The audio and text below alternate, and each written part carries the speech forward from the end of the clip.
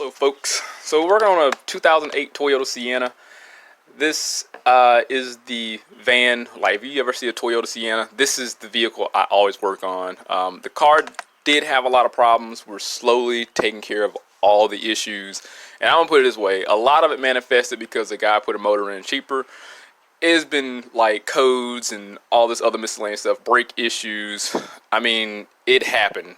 You know, so once he put the motor in there. So a grand majority of stuff, the check engine lights, a lot of progress has been made since they brought it back, which is it's not a bad thing. You know, when people want to go cheaper, when the other person break it, they'll bring it back and then they'll pay to get it right, which it wind up costing them more money. I don't get mad anymore. That's why diagnostic fees are out there. So, but I tell you what, it's an accomplishment for me because the damn thing is like making a lot of progress over the past year, I want to say, because again, there's been check engine lights, the fan control modules. I mean, there was loose wires ran to get the fan to operate. We diagnosed that. We had some spongy brake issues. Now, oh yeah, there was an oxygen sensor or aspect ratio sensor code. And I had some evap stuff that I probably didn't document. Also, this was that vehicle I repaired the, one of my first videos, I did the passenger side blend door actuator and recently just did the driver side blend door actuator. So that's this vehicle. So a lot of stuff is being knocked out the park, check engine light wise, making a shit ton of progress. So today, this is one of the final lights I have to take care of on this vehicle. There's no series or anything on this, but it has ABS problems. And this is stupid simple. I can't begin to tell you. It's very simple to address this because it's just pretty much a broken circuit. I'll be straight up, I'm shooting apart at it. I did not diagnose this vehicle thoroughly, but based on the check engine lights, based on the information I saw on the computer, based on just the anecdotal personal experience, you know, I'm concluding that the wheel speed sensor is defective. I'm using my new tool. It's been a month since I had this. I want to say it's the MK908. This cost $2,600 off of Amazonian. Well worth it. And I'm gonna show you how fast it is when you link up the Toyotas, because the MS906BT is stupid slow in comparison to this. This is like, man, I love this tool right now. Look at the screen, so big, it's so much clarity, it has so many functions and capabilities in comparison to the MS906BT. But let's log in here. Yep, my PCI just went off. So let's log in here and we'll look at some numbers and then we'll test that sensor. I got the multimeter right there. We're just gonna do a resistance value test and then we'll replace this joker. So we're gonna do a auto detect on the VIN. And this is real time here. What in the tarnation? Okay, here we go. I say, what in the world happened? I'm so used to those numbers showing up on the MS906. It's just so fast. Look at that. I mean, rapid. This is amazing. And the main thing is simply because like live data, this has vehicle stability control. And when you go to access live, it's just that fast without memory seats. I don't know if it has it. That's irrelevant. Look at that. Seriously, stupid fast.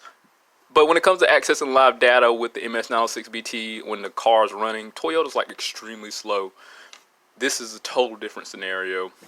I mean, I can move on. Let me code here the diagnosis control unit. We're going to write the ABS.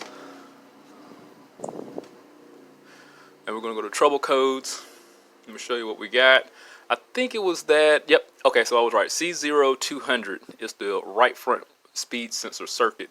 Now, when you accessing let me go to the live data. When you looking at the circuits, the check engine light typically is going to go through, it's going to have code setting criteria based on certain conditions that manifest when the car is in operation.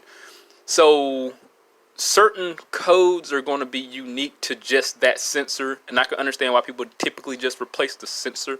Say, for example, you get lean codes with the oxygen sensor. You just don't replace the oxygen sensor because you got a lean code. But typically people will do that. But the oxygen sensor has multiple purposes. It monitors the aspect ratio. It has thermal capabilities. It measures temperature. It it measures the exhaust gases, the air-fuel ratio, you know. So it has multi-purposes, but it just doesn't mean that just because you have a lean code and it's on that bank, then you need to replace that sensor. It has other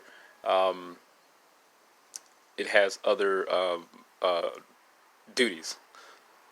duties. So when the oxygen sensor, the only thing that's typically unique to the oxygen sensor, if it's stuck or if there's high voltage, for example, that's usually going to indicate that there's some internal issues with the sensor. And that's pretty much what I got with this one. That's why I was like, let's just throw the part at it. I'm pretty sure it's this, but it ain't like I can't fix whatever's wrong with it. So not boasting myself or anything, because I'm not that bright. Here's the PID data here.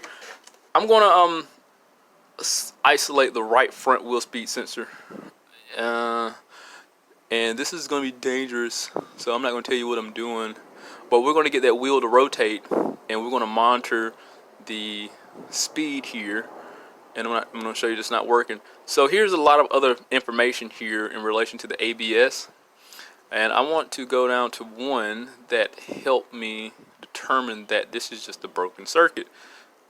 Let's see here. Here you go, right here, right front speed sensor. So this meters the circuit here. So you have a bias voltage that goes through the sensors. It's a 2-pin sensor. It's a VR sensor. So you have a reference voltage that goes through there and gets feedback to the module, and that determines the position of that sensor. Like the position meaning that the state of it, the state of health.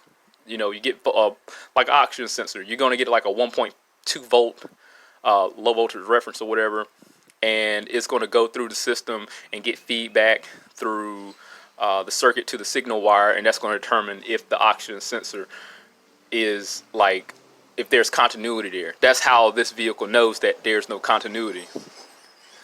It's likely going to be an open circuit here. So all the other ones, like left front open, so the right is defective, that has an error. Our left front driver's side is normal, rear is normal, left and right. So there's likely going to be some continuity issues. So I'm gonna start it up and want to get the wheels to rotate, and we'll see if there's any reflection of the speed here.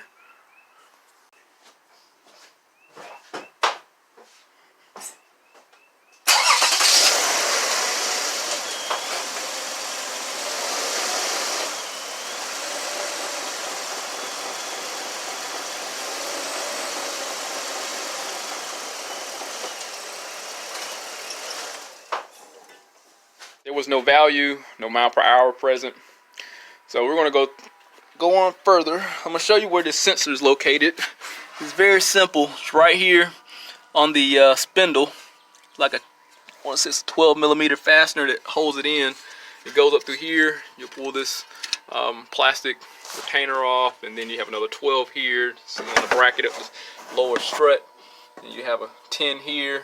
What looks like it goes around once you take this wheel well cover out, goes up through here, sits right there on the frame. So we're gonna go through the top here and test it really quick. Something stupid simple. I'm just gonna go on the resistance side here, and we'll check out the continuity of this sensor. All right, so this is what's going to our ABS module. This is the female connector here, and I'm going to show you one quick test you can do to determine if there's some type of continuity issue from here back out to the ABS module. Let me get this pulled up on voltage. Hopefully you can see that right there. All right, so get straightened out. So we're at the female connector here that goes to our ABS module, and I'm going to show you really quick what that voltage reference will look like. So we're on direct voltage here. It's got the straight line and the dot to the bottom of it, and I'm just going to take my leads here and look for a voltage value. Flip it around. It was on negative, so I had it opposite. So this makes 3 volts, and this is not like a usable voltage or anything. Likely it's basically going through like some type of transistor inside of there, and that's what we got. So it's not a usable voltage. It's bias voltage, basically. So let me show you one quick thing also to confirm that the circuit is working appropriately. And again, before, we still got that error code despite, let me see if I can get that glare off the screen. We still got our error message here. And I'm gonna show you something we could do. Take a test light. And again, it's just the resistor inside of the wheel speed sensor there. That's all it is, and it's feeding back to the PCM, and that's what determines if there's continuity. Let me show you. So what I'm gonna do, I'm gonna take my test light here, and I'm just gonna hook it up on the other end, just like that. And I'm gonna show you how that message changed, and it'll let us know if we have any type of issues with the circuit or not. Let's see if I can get zoomed in. Yeah, work when you want to. Okay. Okay. So there's our error message there. Let me see if I can get this pulled up a little bit so you can see that there's no smoke and mirrors. So we're gonna hit that right there, and it went right to normal. So this pretty much indicates that the circuit's fine, and that's how most of the circuits work. So don't let it intimidate you. I mean, in most cases, I mean, it needs that bias. It needs to see some type of voltage value. I'm not saying it's correct, but that's what needs to happen. So I know for a fact the circuit from the female circuit that goes from here up to the ABS unit works perfectly fine. So we're just going to simply check the continuity or the resistance value of that sensor and go from there. Onto the ABS sensor right at the spindle. I got it on ohms, the little horseshoe looking thing. I'm going to test my leads, make sure my leads are working appropriately. We have less than 1 ohm, which is great. And we're going to look for continuity. I don't know the exact value, I'm just looking for a value. And we have nothing. Now what I could do, move my wires around and see if there's potentially a broken wire inside of it. Like I said, it moves around, so I'm gonna move these wires down here. I do have a value, resistance value, so you don't want to touch that. So I'm moving the wire, because sometimes it'll just have a break in the wire somewhere, and it'll do what it do, because it moves so much. And again, the person that pulled the motor out, I mean, something could have happened, but it all manifested as a result of after, you know, he put the motor in there. So, such as all them other codes. So I don't have anything coming up when I move the wire. So we're gonna go ahead and put a new sensor in there, and we should be good. All right, 5 minutes later, I got the sensor installed. However, the sensor doesn't seem to be the same length as the other one, and it kind of ends here. So I'm gonna have to put another zip tie here to secure it. I shouldn't have to worry about it rubbing up against the frame or anything and damaging itself if I secure it well enough. So I'm gonna plug this in. We're gonna look at the PID data change from error to normal, and show you this is a good fix, and we'll look at the wheel speed.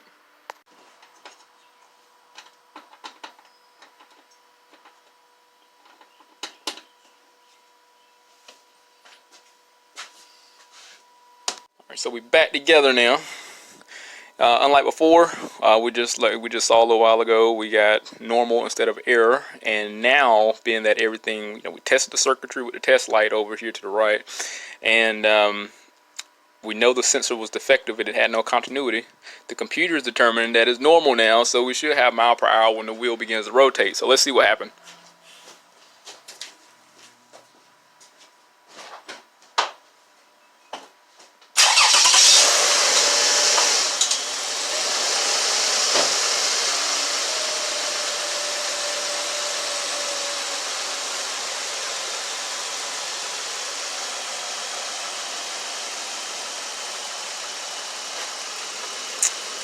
Why it ain't working? Let's go back. I might need to clear the codes. That's probably why. To detect the problem, it probably bypassed it.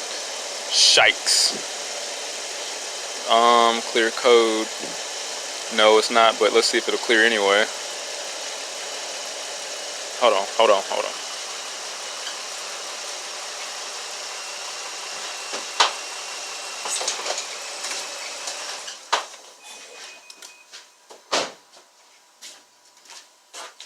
on, let's clear this out.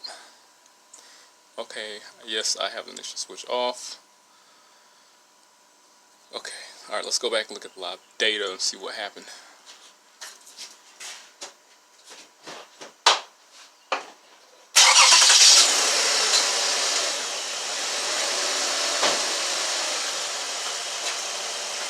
So there's a possibility it just bypassed the issue. Is it gonna work? Why aren't you doing what the hell I want you to do? Maybe it has to get above a certain threshold just to start determining the speed. Shikes.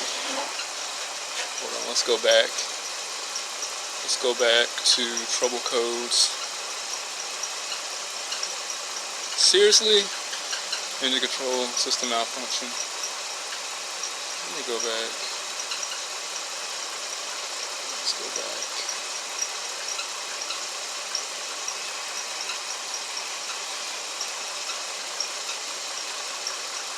What's going on here? Report. Vehicle speed sensor. Now it's probably because I got it jacked up, one side cocked up. That's probably why it's not going to work. So what I'm gonna do? Hold on. So what I'm gonna do? I'm gonna clear everything, and I'm gonna test drive it and just take some live data on here, and we'll pretty much go from there. Yes, let's exit control unit. ABS. It's probably because one side's cocked and one side's not. That's what I'm assuming. Because there shouldn't be any codes. There's no issue. There's no issue unless there's some other problem. So yeah, let me drop it. Well, it should work. I don't understand.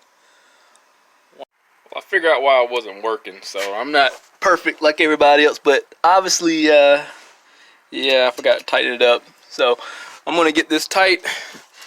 And we should be good to go. So that was a clearance problem. That's all it was. It wasn't me, my diagnosing it and depart from Rock Auto, surprisingly, but it was me. So let's look at the values now. All right, so we're in the car now. I got the wheel. I got one side jacked up, so I just want to see the rotation. So we should have functionality on the right front here. It should work now. So just bear with me. And lo and behold, it's working now. So before, when I had, there we go, I'm gonna shut it down. So we're good on that. Everything worked like it's supposed to. It was focusing on recording and stuff. That's all it was. I ain't perfect. Let me see here. I'm gonna clear all these codes out in the engine control module also. So I'm like, I know I won't stupid. I'm like, I know I either screwed up something or either the tone wheel was broken, and lo and behold, it was me. So, nope, no codes. All right, so this joker's fixed. All right, unfortunately, I screw up. So, the loose sensor will definitely cause some issues like we had. So here's the old one that's longer than the one that's on there now. And I thought maybe it was a product, but it was just me. I didn't have it tight. And these are very tolerance sensitive sensors here. Now, if you probably get erratic signals, this magnetic pickup here is only going to work, but so if it'll work, I don't think we will focus. This pickup ain't going to work, but so well. It's only going to have so much of a tolerance when it comes to having a clearance. That's why even though it was loose, it didn't work. It has to be like 20 thousandths. Air gap, so it's very fine. So one thing you could do also, if you get a resistance value and it's still not working, more than likely there's something wrong with your tone ring. That pickup on, it's a reluctor wheel that's on the axle. Let me see if I got one. Yeah, I got axles, but they work off a different system, and those non-ABS. So, but I want to say the tone ring is like this. Excuse me. It's like this. It's not exactly the same, but you'll have these ridges here. And what happens is that the sensor is going to pick those up, And when it do, pick these high points up here, it's going to generate a signal and the computer interprets that. So it's a possibility the ring that's on the CV axle is defective. And that's what's causing your issues. I've had that happen. The tone ring will break in half. It will fall off. Plus a plethora of things. So one that is as technical as we got today, it was something very simplistic you can use, and it's a very important method, using a test light to see if there's any feedback information getting circulated to the computer. So it does loop, is what I'm saying. So that's a real simple test anyone could use, assuming that they do have the scan tool to be able to access the ABS module. So we went through, we pretty much tested very basic test for the ABS sensor. We tested the resistance value, it had nothing. Now we could have tested the original one. I'm pressed for time because I know I'll sit there and talk and I got a lot of stuff to work on. It's so hard to compress all the information in like 20 minutes. So you can always take the second one, get a resistance value from that, compare the information, and then go to the other sensor. Give yourself a 5% tolerance. So that could be a thing. We checked the circuit going from the female connector to the module, and it was pretty much generic, but it was very reliable. The computer data reflected we was capable of having a loop. So other than that, I screwed up. Yeah, I didn't have it in there tight. We got it taken care of. We have signal now, so everything works. I hate to turn a 30-minute repair into like an hour-long video of talking, but there's so much information out there when it comes to just assessing and replacing these ABS sensors. As even though it's as simple as it was, it can become very complicated. But just like I have, something happens, check over your work. Always check over your work. But I'm gonna get on because I got a lot of other stuff to work on. But other than that, if this vehicle has to come out for anything, I'll definitely update. But other than that, hit that link, subscribe to the channel, stay informed, have the reassurance of my work. See you on the next one.